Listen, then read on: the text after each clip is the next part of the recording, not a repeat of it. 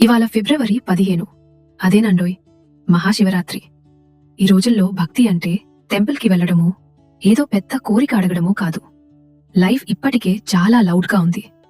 అందులో కొంచెం piece and slow days కూడా ఇవ్వు శివయ్య అని అడగటం మనకు అలవాటే.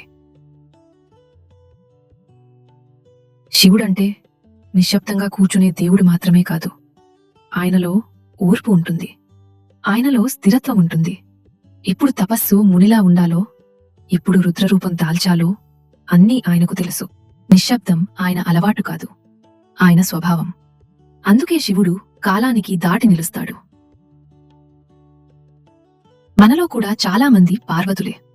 పనిలో పట్టుదల, పరుగుల్లోనూ తప్పని ఓ సర్దుబాటు. అన్నిటి మధ్యలో మనకోసం మనం ఏదో చిన్న స్పేస్ క్రియేట్ చేసుకుంటాం, అన్నీ బ్యాలెన్స్ చేయటానికి. ఏమీ ఆలోచించకుండా కూర్చోవడం చాలా డిఫికల్ట్ టాస్క్. మనకు అలవాటు లేదు. కాని కొన్ని మూమెంట్స్లో మనం మౌనం పాటించినప్పుడు మన లోపల ఏదో సెటిల్ అవుతుంది.